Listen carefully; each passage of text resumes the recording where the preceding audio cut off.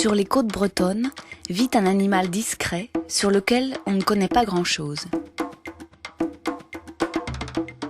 Il se signale à nos yeux seulement par son aileron et l'extrémité de sa queue, qui émerge régulièrement de l'eau lorsqu'il nage près de la surface.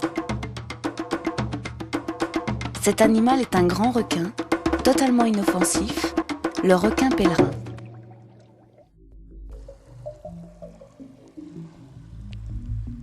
Le requin pèlerin est le plus gros poisson du monde après le requin baleine.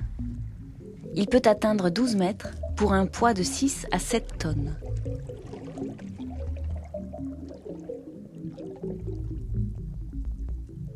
Malgré sa taille imposante et toute la frayeur que peut inspirer la vue de son aileron perçant la surface, il n'est qu'un féroce dévoreur de copépodes, crustacés marins dépassant rarement les 3 mm.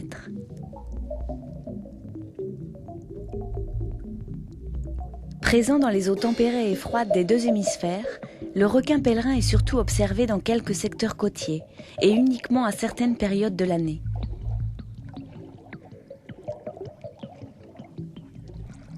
On ne connaît presque rien de sa reproduction. Il semblerait que ce requin mette au monde de 1 à 5 jeunes à la fois, issus d'œufs qui se seraient développés dans les voies génitales de la femelle. La durée de gestation étant estimée entre 1 et 3 ans. On ignore par contre tout de la période et de l'endroit où se déroulent les accouplements et les naissances. Mais la plus grande question qui se pose est de savoir où les requins pèlerins passent la période hivernale. En effet, ce n'est qu'au printemps et en été que ce débonnaire mangeur de plancton rejoint la surface en quête de ses proies favorites, les copépodes.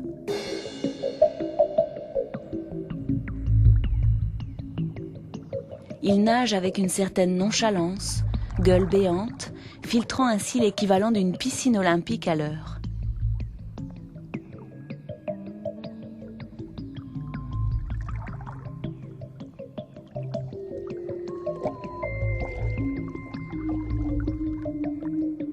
L'eau entrant dans sa gueule est évacuée par les fentes branchiales.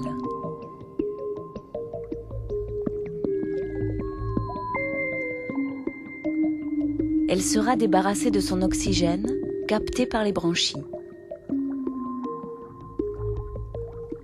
Les copépodes qu'elle contient, eux, seront bloqués par les peignes branchiaux, organes particuliers qui s'apparentent aux fanons de baleine et qui forment un filtre entre les fentes branchiales. Régulièrement, le requin ferme la gueule et semble mâcher. Il avale ainsi le plancton qui s'est agglutiné, puis, rapidement, recommence son manège. Les jeunes individus sont reconnaissables à leur museau allongé, leur donnant parfois un air un peu clownesque. Quand ils s'alimentent, il arrive que celui-ci dépasse de la surface.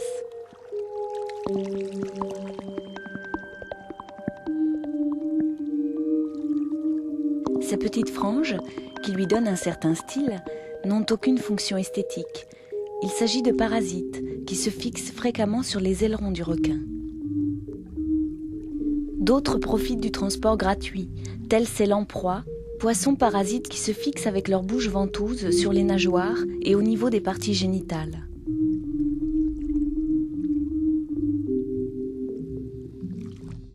Depuis 1997, une association brestoise, regroupant biologistes et passionnés de la mer, étudie cette espèce sur les côtes bretonnes. Elle tente d'apporter des réponses sur les mystères qui continuent de flotter sur la vie du requin pèlerin, afin de mieux le protéger. Au printemps et en été, l'APEX sillonne les côtes du Finistère pour recenser un maximum d'individus. À chaque rencontre, l'équipe photographie l'aileron du requin. Celui-ci porte souvent des marques naturelles, telles que des taches et des encoches, qui sont autant de signes particuliers permettant d'identifier l'animal. Telles des cartes d'identité, ces photos seront ajoutées à une base de données européenne et permettront d'en savoir plus sur les déplacements de l'espèce.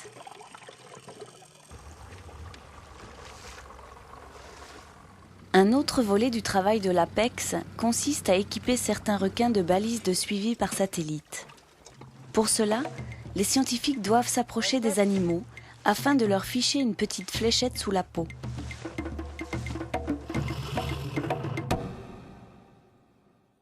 À cette fléchette est reliée la balise, très légère, qui ne gêne en rien le requin.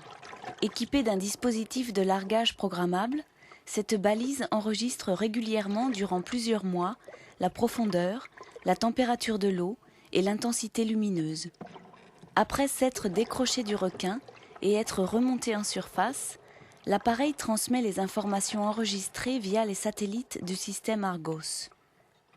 Les données sont alors traitées de façon notamment à déterminer les habitudes du requin pendant l'hiver et peut-être, ainsi, lever une partie des mystères qui entourent la vie de ce géant des mers.